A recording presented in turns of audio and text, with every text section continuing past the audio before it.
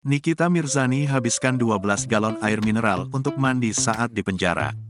Artis Nikita Mirzani menceritakan kisahnya selama mendekam dalam penjara akibat laporan Dito Mahendra, satu di antaranya yakni mandi pakai air galon.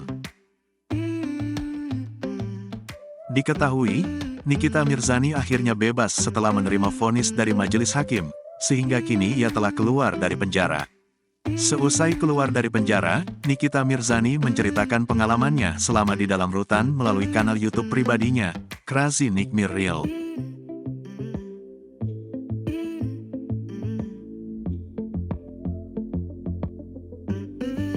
Satu di antara kisahnya yakni mandi menggunakan air galon.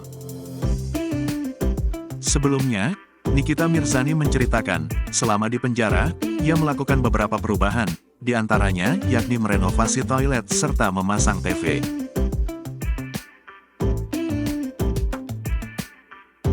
Hal tersebut dilakukan Nikita Mirzani lantaran prihatin dengan keadaan toilet dan air bersih di dalam penjara. Toilet namanya penjara ya, toiletnya itu pasti enggak baik, enggak bagus dan enggak bersih.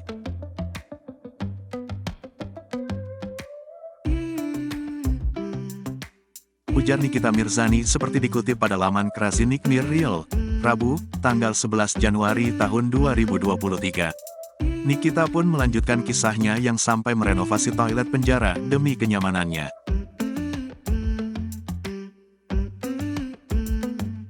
Jadi kamar mandi itu gue renovasi, minta izin ke kepala rutan yang lama, untuk merenovasi kamar mandi, karena masuknya gue, jadi gue merenovasi kamar mandi itu jadi bersih jadi bagus. Semua klosetnya gue ganti, terus ada TV juga di dalam. Rutan kelas 2B itu juga selalu ada kegiatan main voli, merajut, ngaji, sekolah lagi kejar paket ABC, kisahnya. Lanjut Nikita, ia mengaku tak pernah memakan makanan yang disediakan di rutan.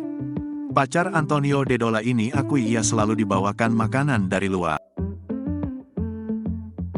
Alhamdulillah gue itu gak pernah makan makanan dalam penjara, ujar Nikita.